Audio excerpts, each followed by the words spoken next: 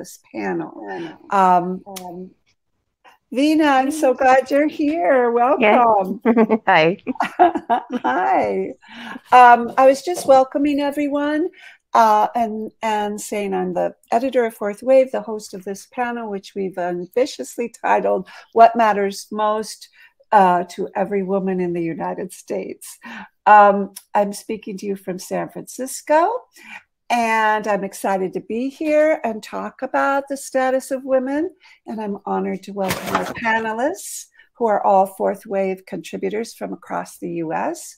So the first thing I'd like to do is ask them to introduce themselves, starting with Elle. Will you please tell us your name, a little bit about yourself, where you're calling from?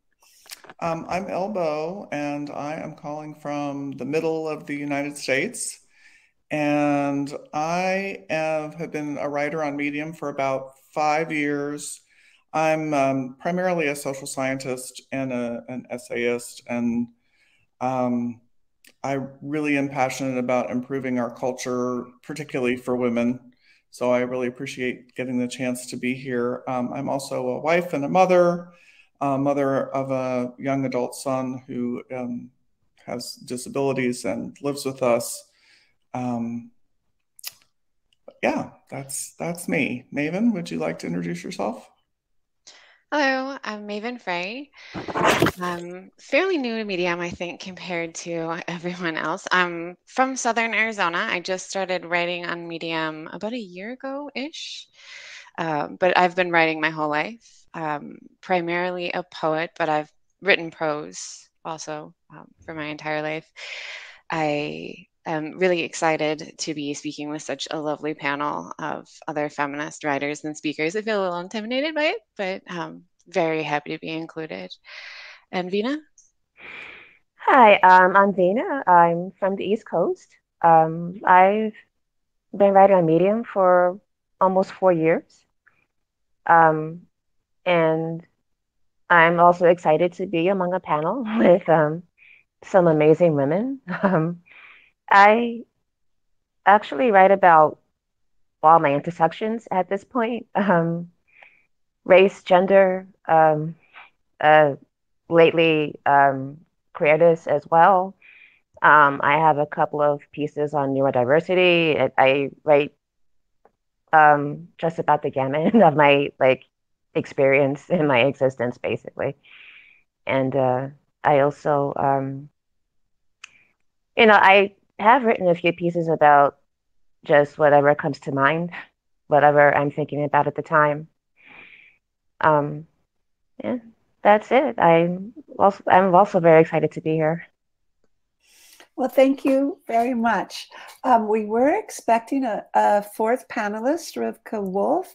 I'm hoping she'll still show up, but if not, we'll carry on with the three of us, the four of us. So the next thing I would like to ask is for you to identify your community, and you can define that any way you like. Most of us belong to a number of groups, but I'd like to know which group you belong to that's most important to you. Who are the people you most identify with? Which community would you say defines you? And let's go around the circle again, starting with Al. And those who aren't speaking, it might be good to mute in the meantime to keep the feedback out. Starting with Al. I live in a really culturally and racially diverse city, and that's something that I really enjoy about where I live. And I would say my community is primarily women, both on Medium and in my city. And women with young children, older women who are a different place in their life, people who work primarily inside the house, people who work out. I can really remember a time quite well being at lunch with some of my neighbors right after Me Too broke. And the group was ethnically diverse, politically diverse, and every woman there had multiple stories to share, most of them starting in childhood and continuing to the present day. And so my sense of who my community is very much informed by that reality.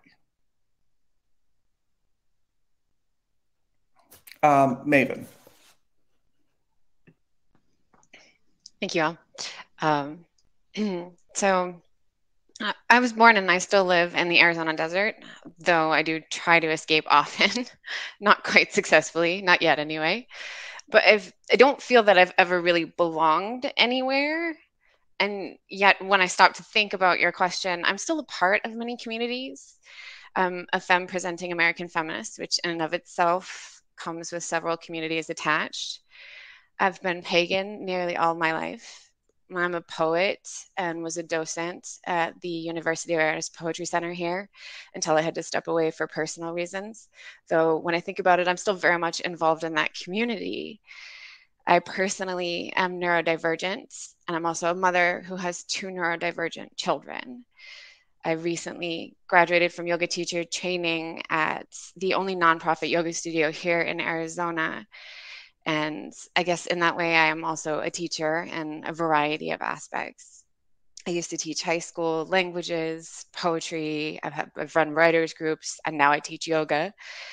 I was drawn to that particular yoga community because of its inclusive yoga as care culture, primarily because I'm both disabled. I'm one of those people who became disabled during the pandemic. I'm also a domestic violence survivor. Those two things, disabled and domestic violence survivor, go together so often. It's something we should talk about more, perhaps, but they're definitely a couple of my communities. I have so many others, but ultimately, like Elle, my community is other women. They're the ones that I'm drawn to the most. They're the ones that I feel safest around, the ones that I want to advocate for, those that light my life up. So yeah, ultimately, the community I'm defined by is woman. And now, Rivka. Hi, everyone. I apologize for being a few minutes late. I've been able to watch you and see and hear you for about the last 10 minutes, but I had some technical difficulties actually connecting and joining you. So I'm very happy to have figured that out and be able to be here fully. I'm Rivka Wolf. I'm calling in from Oregon. It's finally summer. The weather's gorgeous outside. It's 7:30 in the morning. I'm really happy to be here speaking about feminism and sharing space and just feeling particularly pleased for the benefits of technology when it works the way that one hopes that it does. My writing communities, and in particular being a spoken word poet and memoirist, really feel like they've saved me and sustained me over the last few years. I identify as queer. I recently came out as non-binary. I grew up Jewish, and that still really matters to me, although the meaning of that identity in my life has changed a lot. I'm disabled and autistic. I identify as a radical feminist. So I believe that we need to completely restructure society to create the types of changes that are necessary to create real political impacts in the lives of every person. I'm a survivor of child abuse and sexual violence and religious patriarchal violence and domestic violence. I'm a geek. I love Star Trek and comic book superheroes and Comic-Con and Wizard World and fantasy novels and Game of Thrones. I think claiming the space of geekdom is really important for women in particular. I think I'm learning how important it is to keep claiming the space of communities that don't always claim me. And I think figuring out what communities my heart is most at home at has been really one of the joys of finding myself in my 30s and really coming home to myself in middle age. I think that I can officially say that these days. So thanks again for welcoming me into the space. I'm pleased to pass the mic to Vina. Thank you. The work community kind of it's kind of a loaded word to me because I belong to so many marginalized communities. I'm Black. I'm a woman, a femme-presenting woman. I'm queer. I'm also neurodivergent. the Black community in particular has this belief that you should prioritize race above all other identities that you may have. And that not only does a disservice to myself, because not only am I Black, I'm also a woman, queer, neurodivergent. It also disregards the concerns that Black people who are not cishet, able-bodied, neurotypical men have. So while my Blackness is the most visible thing about me, I, these days I don't, I try not to prioritize it, because then I dishonor everything else about myself. And I actually just finished writing a piece yesterday about this very thing, where I mentioned this very thing. I submitted it to a different publication because it's not just feminism that I touch on; it's all my other identities. So, as far as community, most of my social circle does consist of women. That's who I feel safest around. That's who I feel the most validated. That's where I get the most validation from. And I'll pass the mic back to Patsy. Thank you very much. Thank you very much. So now I would like to get to our featured question, which is, what matters most to the women in your community? Let's see. While the panelists are answering this, I hope the audience will think about it as well. If there's time at the end, we'd like to hear from you. Because there's limited time, I do want to ask the panelists to try and keep it to 2 minutes. And I have made little cards that I'll hold up when there's 1 minute left or 30 seconds left. So let's start with Elle. What matters most? What would move the needle in providing more opportunity and equality to the women in your community? Well, it's very clear to me that all women, and really everybody, but particularly women, need to live in a culture that is less violent, and where sexual violence in particular is not such a uniform experience. And I really believe that we can only make a shift in the culture in this way when more guys get involved with this and engaged with the ways that mainstream masculine norms, as they're now coded, actually equate masculinity with domination and with violence and with control of women. And I think we've been trying for 50 years to change that, and we've made a little progress, but I don't think we can really shift that paradigm unless we get more male allies really engaged with that and taking that on and mentoring other men and making it cool and socially acceptable to not have masculinity look that way. I recently read a really interesting book by a guy named Jackson Katz, who's been doing this sort of work since the 70s and, has a lot of really good things to say. And I hope to be writing more based on some of his ideas about how do we get men engaged and have them, take responsibility, but not feel attacked. And that's a tricky line.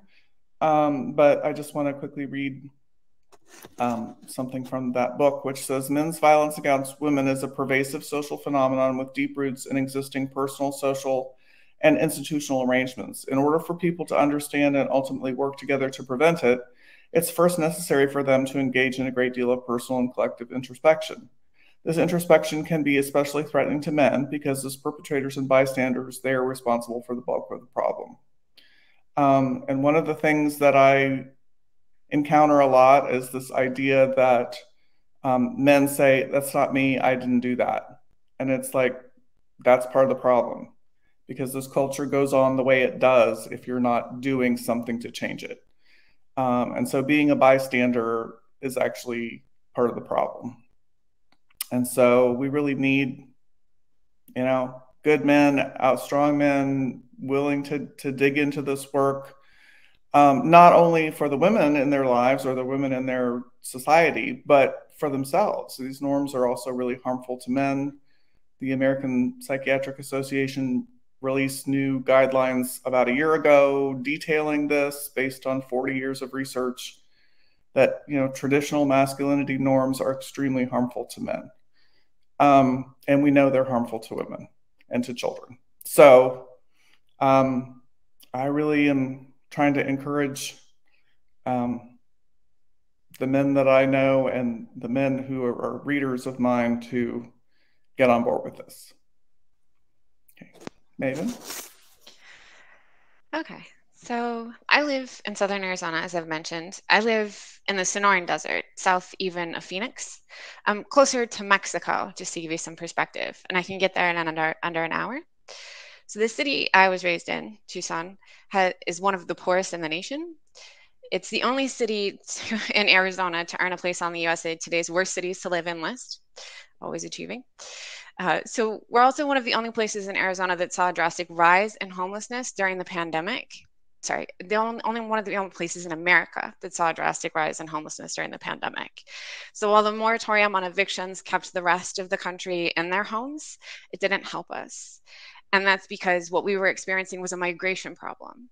Around the country, people who lived in more expensive cities for their career and income opportunities those cities had afforded them could suddenly uncouple their geographical location from those considerations.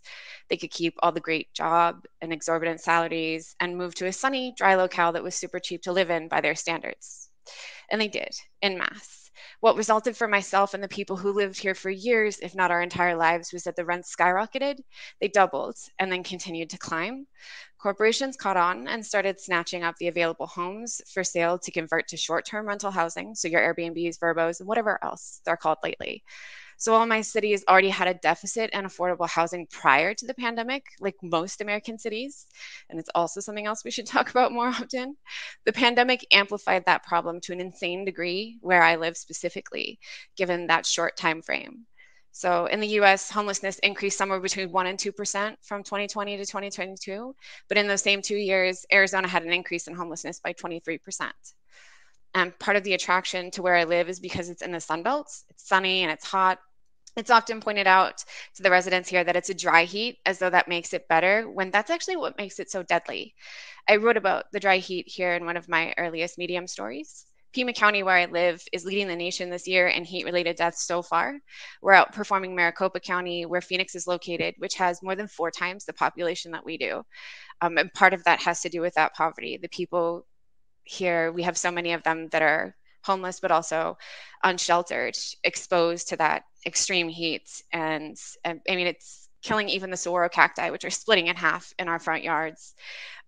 So between climate change and that migration, I'd say women here can't focus on anything else until we get safe and affordable housing. And then on to Rivka, sorry.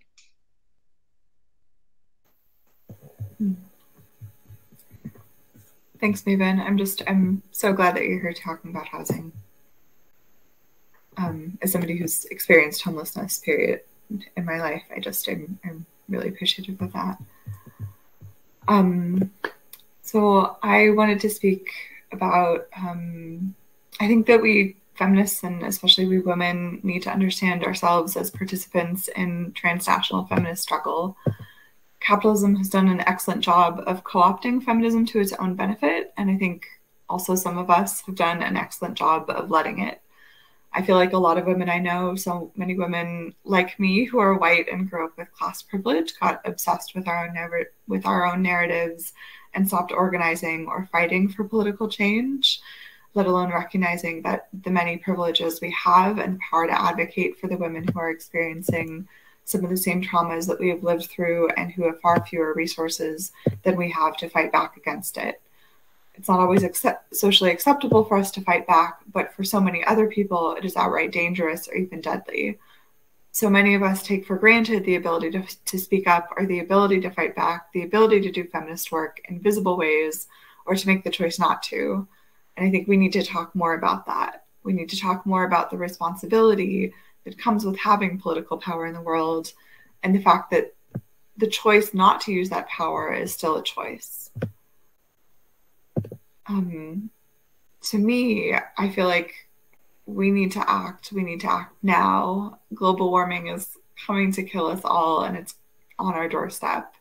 We need to build transnational feminist networks that are ecologically informed and are prepared to center global warming as the central topic of the day, without losing sight of anyone's pain or the importance of our own individual lives and experiences. We need to cherish our loves and cherish our pain, but we also need to recognize that we are facing species-level disaster, and that is the context of every conversation happening today.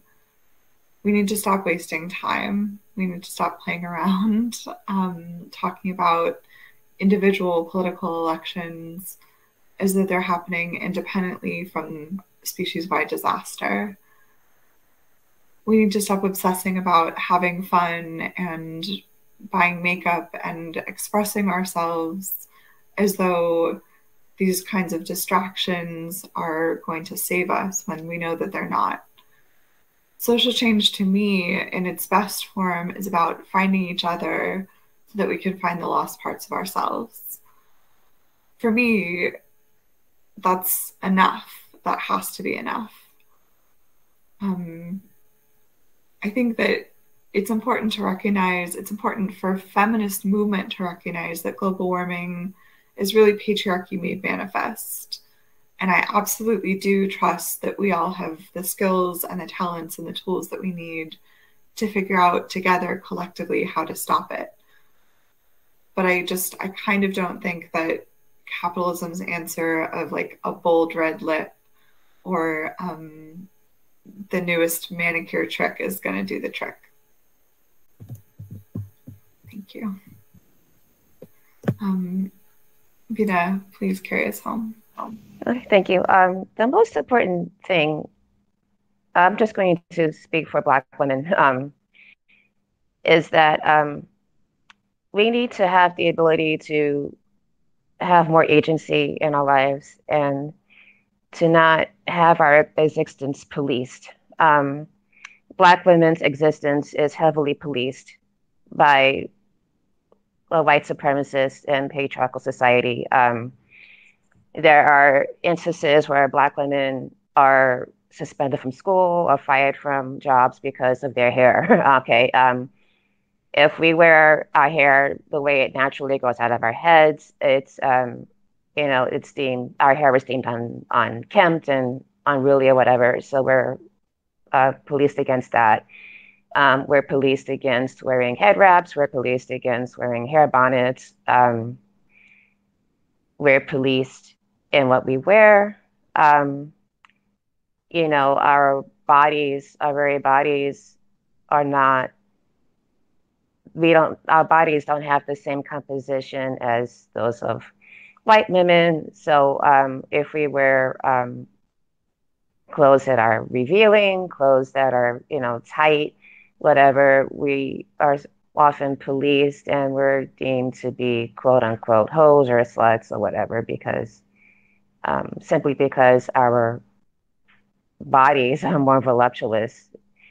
And we're also fetishized for our bodies as well. So there are instances where our bodies are seen as sex objects as opposed to recognizing our full humanity.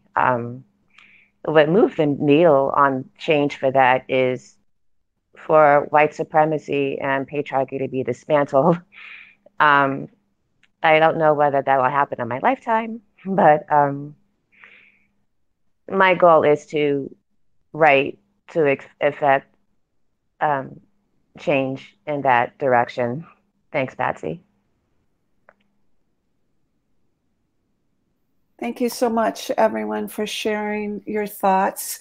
I'm going to announce the Q&A now, which I think I need to do to allow people to submit questions. I'm wondering if anyone in the audience has thoughts that they would like to share. You could do it in the question area and we can respond to them, or you're also supposed to be able to ask to come on video and with both your video and audio.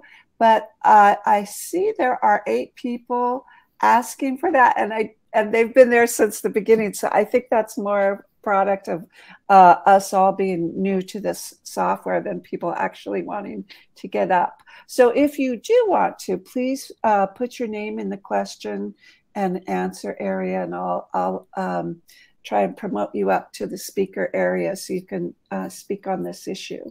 And let me take a moment while we're waiting for that to share with you the Fourth Wave site, because I realized after our rehearsal that maybe we weren't going to have enough time to answer these important questions. And so I did post, I did come up with a salon. I would like to invite all our readers and writers to attend, where we could continue the conversation. And there's a story on Fourth Wave about it called Let's Talk, which I just published this morning.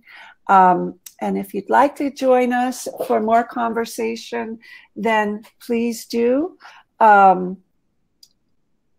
Please do provide your email in the form in that story, and I can send you a link to a Zoom meeting, which I'm going to set up in 2 weeks. So I'm not seeing any questions. So what I'd like to do is just go to a final question for our panelists about what you hope to achieve by publishing on Medium. What do you get from publishing here? And let's start with Al. I am really on Medium to dispel erroneous cultural narratives, particularly ones about gender, but all sorts of erroneous cultural narratives, and to really invite people to think differently about what's really going on and not just kind of what they've been fed about what our society is like and what human beings are like and what men and women are like and those kinds of things. So I came to Medium looking for a writing community. I kind of hung out in the shadows for a while, just commenting and reading other people's work. I am still figuring out what I want to do with it as far as putting my writing out there. I definitely want to continue shining a light on feminist issues, but there are other aspects of my identity that I haven't felt safe to explore there yet that I'm really hoping I'll be able to start writing about too, like my neurodivergence and disability and just other areas that I think that we should be focusing on socially. Language is a big passion for me. So I want to start writing more on language and how we use it and how it's being misused. But yeah, what about you, Rivka? This is such a good question. I spent a lot of years, like I think so many of us do, trying to find the right creative writing community for me, and took a long time to find places that felt safe to write about really difficult topics. I got my MFA at a historical women's college that I thought would be a safe place for me to start writing about, particularly like early childhood trauma and sexual violence.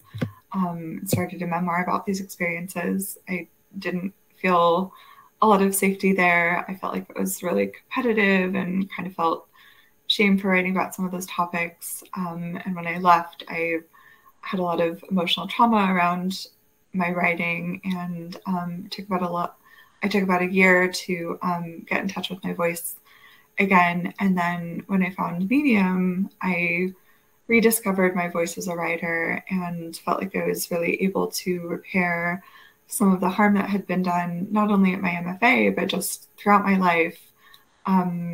I realized that I had felt so much pressure to be like a literary voice or a certain kind of political voice, or to represent my community in the appropriate way, or to say things in a comfortable way. I felt like my readers on Medium encouraged me to be bold and brave and say things in a way that was real, and I loved them for it. And I really particularly appreciated this ability to communicate with my readers through comments and really start to build a community. And I also loved knowing that my words were helping people. That just kind of meant everything to me at that moment in my life, and it still means everything to me. So I can't say enough how grateful I am for Medium. Veena, our time's almost up, but we'd love to hear from you. All right. Well, I had a longer response, but I'm just going to try to be really quick. I felt silenced for all my life. And when I came to Medium 4 years ago, I wasn't really sure that I would be able to be successful in writing my truth. And I found that throughout the 4 years, I found that I did find my voice and I gained my voice. And I actually found a really great community of writers and readers who actually validate and actually really support my work. And I really, really am grateful and appreciative of all the feedback and all the validation I get from being among the people there. That's it. Thank you. Thank you so much, everyone, for being here. It's 8:01. I know people have other sessions they want to go to, but thank you for coming. And I hope to see you around Medium. I hope to see you at the salon, and I hope to see you in the comments. So enjoy your day. Thank you so much, panelists, and everyone for coming. Thanks. Bye-bye. Bye.